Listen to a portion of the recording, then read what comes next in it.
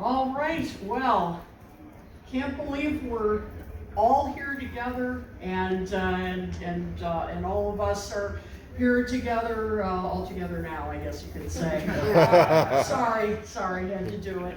Welcome to not only Talk More Talks live from the Fest for Beatles Fans, New York, but for the first time, all five of us are here together, and thanks.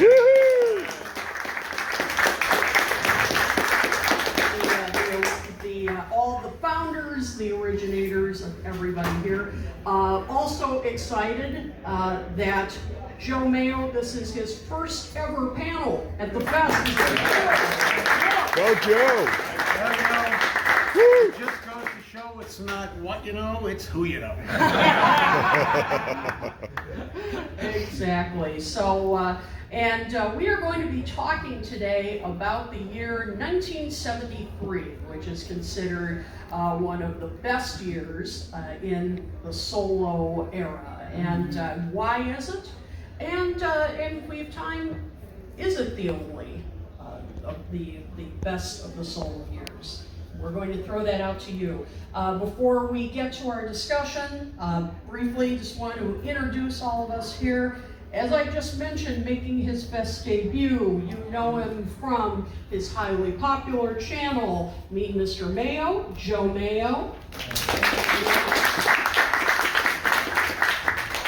You know him as just kind of a legend, really, in the Beatles community, who hosts so many shows, including the one, if you were just in here, co-host of the highly popular podcast, Things We Said Today, Mr. Ken Michaels.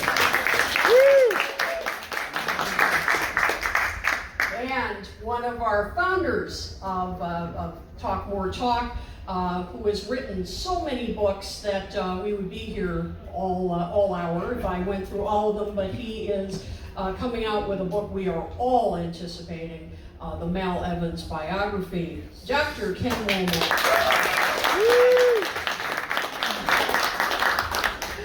He is the co-host of the also popular podcast, Two Legs, a Paul McCartney-centric podcast, Mr. Tom Hunyadi.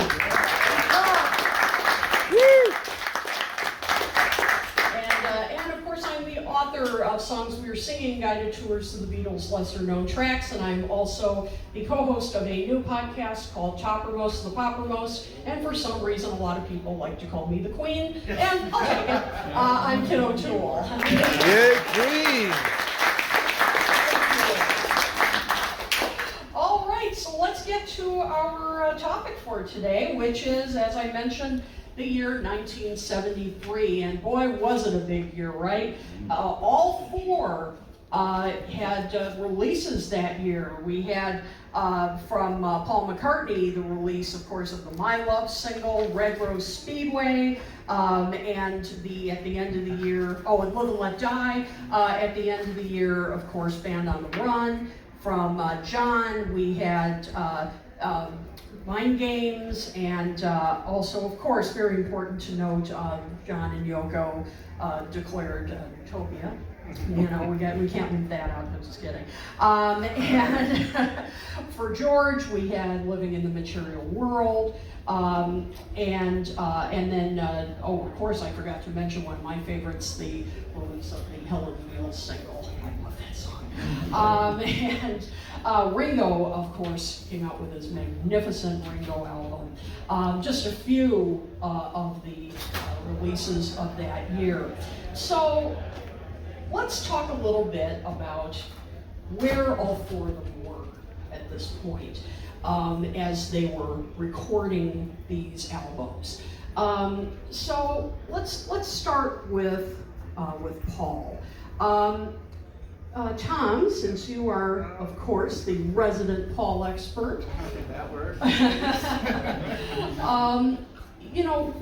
Where was Paul in 1973 as he was working, particularly on Red Rose Speedway and all, where was he personally, professionally, and in this year? Yeah, I think, as we learned, as we learned from the wonderful McCartney Legacy book, you know, he wanted to, you know, create this band and make it a band and not just the Paul McCartney and my band show. So, you know, I think at that point in time, it was important for him to make the public see that it's just not him, that he can carry on his own, but also work well with others, which we learned that maybe he didn't do, you know, so much with his other band, but the fact is, you know, I think he was starting to get in a good place. I think he was starting to find some confidence. I think that, you know, the Alan Klein thing, the dust on that was starting to settle. He was actually talking about maybe working with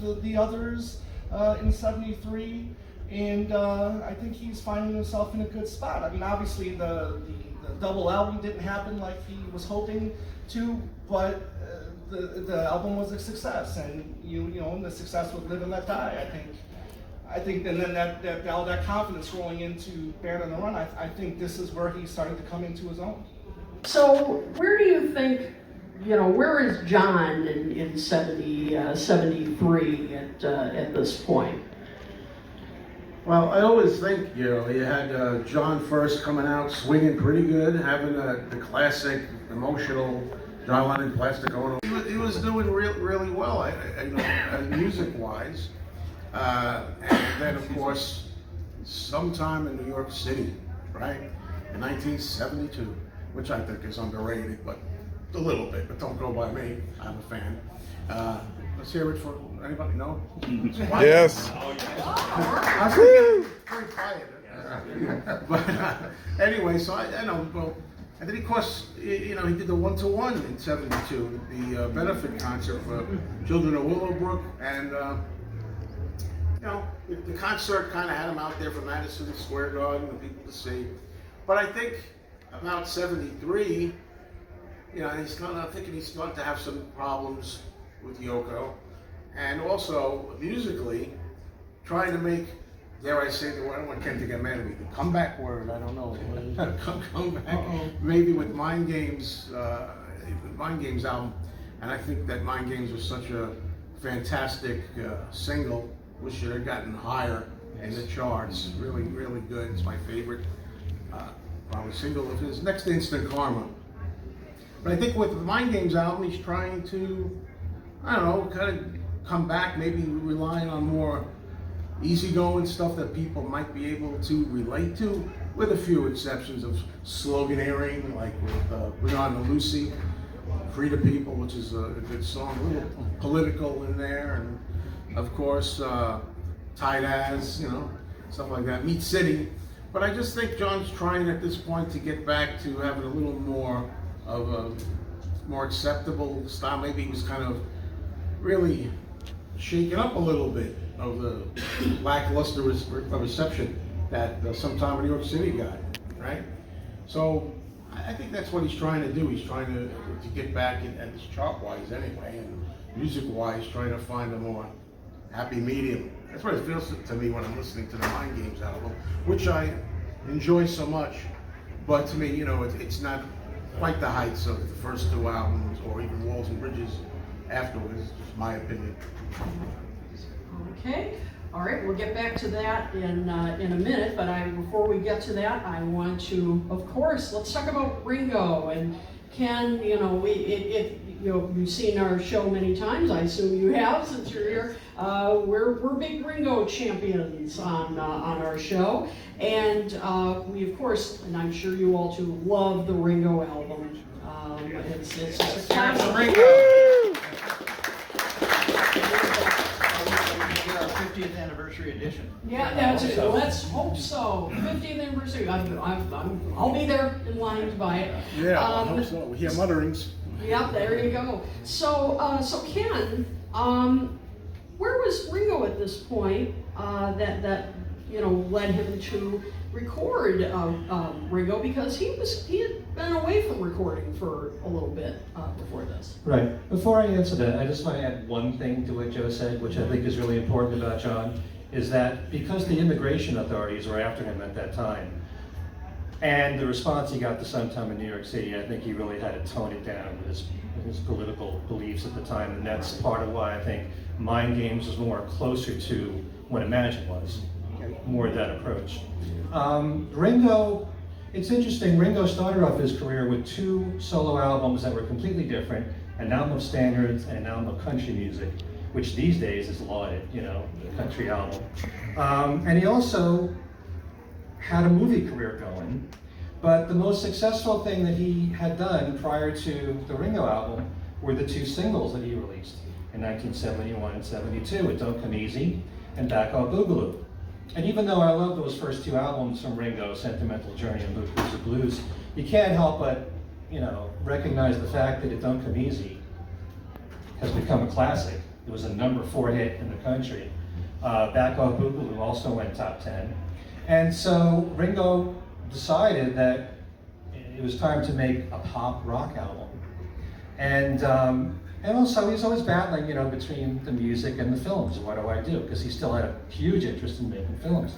So he got together his friends, the other Beatles, and other really talented people, members of the band, Nicky Hopkins, Klaus Voormann, all those people. And he also worked with Vinnie Poncia, who I think was a really good songwriter for them in the 70s. And together they wrote Oh My Mind, which became a top 10 hit. But the 10 songs on the Ringo album were really superb. And as much as I will always champion Ringo's years from Time Takes Time On as being, you know, amongst the best of his solo career, you cannot deny the greatness of the Ringo album. The other Beatles knew how to write for him. And when George and Ringo wrote together, like they did on Photograph, we just voted it on our show as the best solo Beatles single of all time, of the #1s anyway. And George played a huge part in the success of the Ringo album because he played on, I think it's 4 tracks. I'm the Greatest, he's on Sunshine Light for Me, Photograph, and You and Me, Babe. So, and also you gotta give Mal Evans a little bit of credit. Let's give a little plug here as we get ready for Ken's book. For co-writing You and Me, Babe with George Harrison. But, and John wrote I'm the Greatest, which is a fine track, good opening track, perfect for Ringo. And Paul wrote, I think, one of the best songs Ringo's ever done, 6 o'clock. But you also have all the other material on there. So it was a very solid album. And because he was still riding on the success of the 2 other singles, which helps, you have that momentum. It helped Photograph to become the #1 hit that it was, and then You're 16, which went to #1 as well, and then Oh My My, a top 10 hit. So Ringo was in a really good place. For the first time he made a pop rock album, and that also became, for him, for the most part, the format he was to follow. An album with 10 songs, get my best friends on there, if I can, get some of the Beatles on there, and that's what he continued to do. Tom, you brought up just the other night when we were at the pub, and so this is going to be, might be a little controversial, but that's what we're about. We love talking, but we love debating stuff. So, Tom, you were talking about Red Rose Speedway, and you were saying, and correct me if I'm wrong, that you felt it really wasn't like a real Wings album. Well, the finished product. The finished product. So I'd like you to, you know, expand more on that. Well, obviously there's no vocals from anybody else, right? There's no Seaside Woman. There's nothing from Denny. If Paul's dominating all the lead vocals, obviously that's what EMI wanted. They didn't want a double album. They wanted a Paul record. Unfortunately, it goes from Wings to Paul McCartney and Wings. So, in that sense, you know, for me looking back at it, you know, I get the sense that it's Paul's machine, it's Paul's puppy. Yeah, he wants it as a band, but yet he can't get away from the fact, for whether it's from EMI or other factions that don't want him to have this band just yet. They want to see success. They want to see records selling while Life doesn't sell. Right? I mean, the you know, Hi does fine. Mary Had a Little Lamb maybe doesn't do as well. Give Ireland Back to the Irish. Those 3 singles, they do fine, but they're not you know, #1s. They're not top 5s. Right? So I mean, the success leading up to Red Rose Speedway is probably not where he wants it. Not like the #1 album with McCartney, #2 with Ram. So he's not seeing this success yet. However, he's not, almost in a way, not allowed to have this album as his vision, as, you know, all, you know, as the sum, you know, the sum is greater than the parts. Well, here he is, he's the part and the sum as well.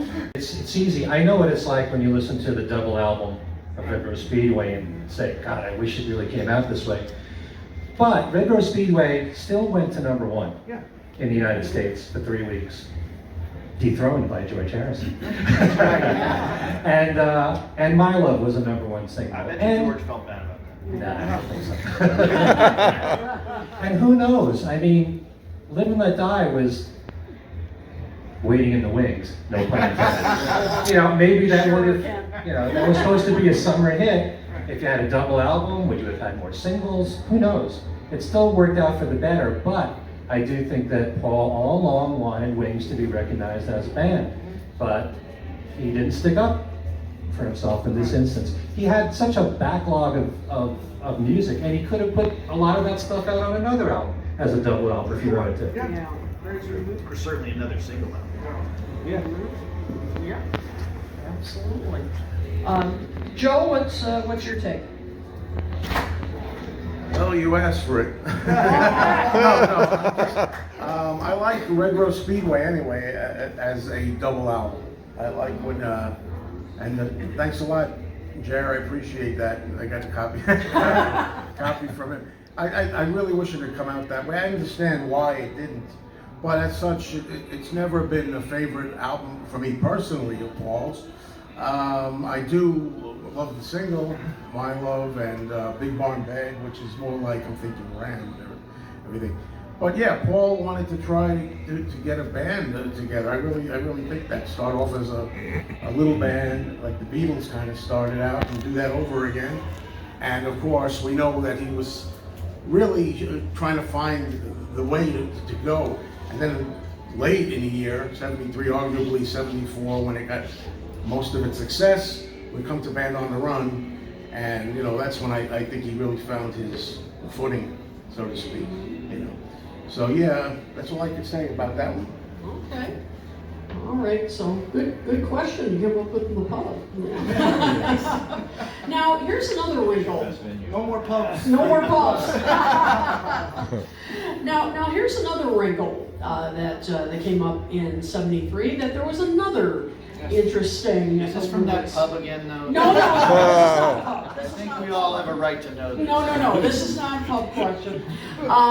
This is another wrinkle that came up, another interesting release, the Red and Blue albums. Yes. Yeah, that, you know, and that we all know, and although it's kind of a generational thing, because probably for Tom and me, those don't figure into our collection as much as my first album was the Really? 20, yeah. You and Tom are that young. Yes. That We're was- a little, you know, well, it's so, you know, seldom today that I can now say I'm a little younger. So I'm, you know, I try to use it when I can. Sorry, You Ken. did good. You did good. Yeah. hurting the most. Yeah. Because 20 Greatest Hits is what was my first Beatle album. I don't know about you, Tom. I did get the Red and Blue on cassette. You did? Okay. Yeah, because I didn't really. I think Tom had those on 8-track. I don't know. Oh, whoa. Okay, all right. I'm the outsider. All right. But so the Red and the Blue. So you know, kind of to the whole panel here. So how do you think this figured into the solo era? Do you think this, you know, had any impact on, you know, album sales? I mean, you know, here are the Beatles, the solo Beatles, you know, really taking off even more in their solo careers, getting #1 hits, #1 albums, and then here comes their past, you know, coming in. You know, what do you think? What impact did this have, if any? Well, you know, just real quick, obviously 1973 is, the Beatles are selling a lot of units, and remember, there is, part of those dollars are share and share alike. Right. So, you know, it's kind of nice if Wings does well for John Lennon. To a point when the taxes become overwhelming, as he said many times in the press. But you have to think that it was so competitive, of course, in popular music then, and all the way through the early 80s when it was a war. Omega. Yeah. Oh, yeah. That's Greek to me. But I think in many ways, 1973, it's a good point to bring up. The Red and the Blue albums, the success of the solo Beatles helped the sales of the Red and the Blue albums, and likewise, it worked the other way. You know, before the Red and the Blue came out, My Love was becoming a #1 hit. Here's Red Rose Speedway. There's a lot of people, a lot of young fans discovering Paul McCartney and the other solo Beatles that don't know the history. And I know that's very hard for some people to believe. I like to bring this up a lot, you know, as the radio person here. If you listen to Top 40 Radio, their audience, their demographic audience is anything from little kids, usually to people in their 30s. There's a lot of little kids that grew up on Uncle Albert, Admiral Halsey, and Imagine, and had no idea who these guys were, you know? And so they each got an audience of their own, as well as the Beatle fans from the past buying their stuff. And so you've got new audiences discovering the solo music, and then people are saying, hey, you know, Paul was in this band before Wings. And then they're buying the Red and the Blue. But at the same time, if you discovered the Beatles stuff in 1973 and you're noticing, hey, these guys are also putting out solo stuff at the same time, you're investigating that. So it really worked both ways. It really benefited both sides, the group and the solo. Joe, did you, you know, when did you end up getting the Red and Blue album? I actually got them later on, to tell you the truth. I mean, I think I was buying a lot of the American Capitol albums around that time, you know, the early and mid-70s. And then I got the Red and Blue later on. And, you know, what did I know? You know, I mean, later on, I think of John Lennon's talking about how badly it was mixed. Some fool who tried to make it stereo, he said, and it didn't work, like the version of Revolution was turned into a piece of ice cream. I never noticed anything like that. It sounded good to me. But, you know, the selection of songs on there, the good helping. You know, you can't have a greatest hits of the Beatles. I've said that all the time. Even the one album, right? It's all the #1s, right? But there's so many beautiful songs. You gotta have the whole catalog. People ask me all the time when I do my channel, they say, what should I have if I want to get the Beatles' greatest hits? I tell them, get every album. Yes. But sometimes, you know, I'll say, well, the one album is a good start. Well, then the Red and the Blue, but you know, damn well better get everything else because you're missing a ton of great songs that weren't so-called hits or the most popular tracks that people know that maybe weren't necessarily #1, but were on the Red and the Blue albums. But I think these days, I just think it's great that compilation of Red and Blue songs and the way they did the photos on the front and the back, the early Beatles, the late Beatles flipped around. That was ingenious. I love that. So yeah, but I got later on though, I just got them as filler, like fill in the collection, fill in the holes. I actually didn't get it when it first came out, either one of them. Well, in our remaining time together, in our true Talk War Talk fashion, we want to throw this out to not only our panel, but to you guys. So 1973 obviously was a big year, but was it the only significant year in solo Beatles history? So this is what we want to throw out is, are there other years that you think were really significant in solo history? Now, it doesn't have to be where all 4 came out with releases on, because unfortunately there aren't that many choices. So it can be when. Yes, it does. Yes, it does. Oh, stickler for rules. That's our job. But it can be when 3 came out with them. So I mean, we're kind of. Come on, we're kind of broadening the rules here. So are there other? Okay, so Tom you want to start out? I'll start. Yeah. I think 1970. It might not be as critically or commercially successful as 1973, But look, I mean, you got, again, 5 albums, like 1973, you had a big single in Instant Karma, non-album single, like you had with, Live and Let Die. You had #1 songs. You had. Let It Burn. Yeah. This goes out to Joe Mayo. One, because he's my favorite condiment. Also because I agree with him that we need all 4 to make this formula work.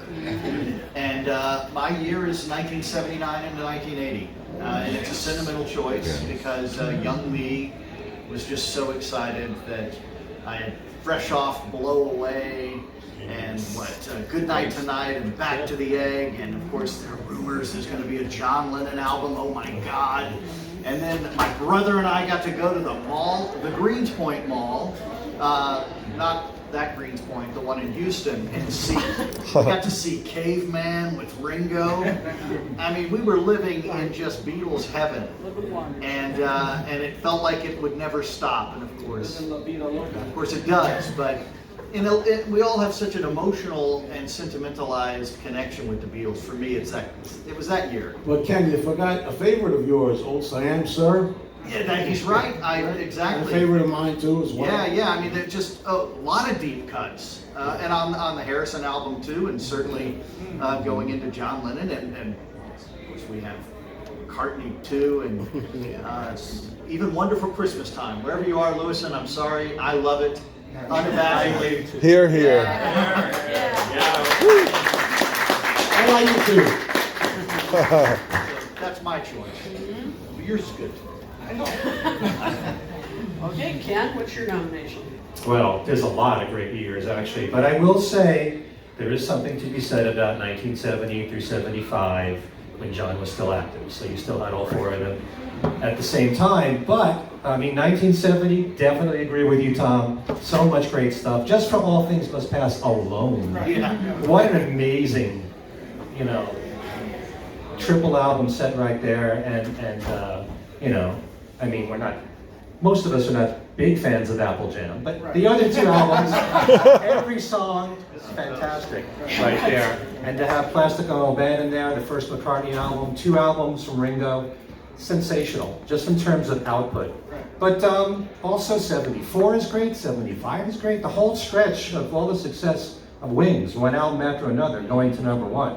But I always like to point out 1976, because that was the Wings Over America tour, still is, in my heart, the greatest concert I ever went to, seeing Wings at Madison Square Garden in 1976. Wings at the Speed of Sound, #1 for 7 weeks, 2 major hits in there. The same year, Got to Get You Into My Life was a top 10 single, released as rock and roll music. They were in the top 10 at the same time. Paul McCartney in 2 different bands at the same time. You also had 33 1/3, which I think was a big bounce up from Extra Texture.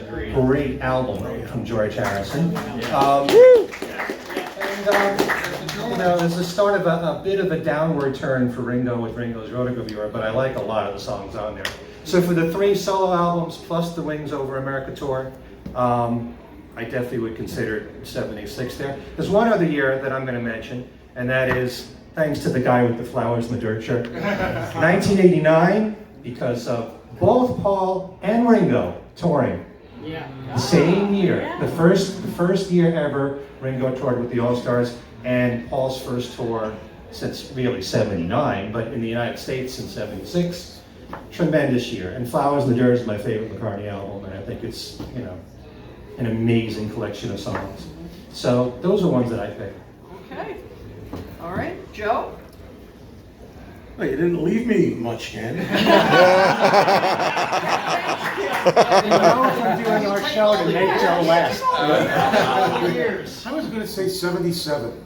No, not 70. No, for me, it's, you hate to say it, but the 70s, early 70s, 70 to 75, really, because I just like when all 4 Beatles are there, and, they're putting out work, and they're, just having good music, and maybe touring or doing some concerts around at the same time and things like that. And for me, 71, is fantastic year. Boy, you had everybody there. You had the concert for Bangladesh, Ringo and George there, right? And then you had, of course, I mentioned earlier about the Imagine album from John. It's fantastic. The Ram album, I still can't believe how in the world the critics savaged that back in the day. Collusion. And Ringo claimed that he didn't even think there was one good song on it. I think he said something to that effect, and now it's my favorite Paul album.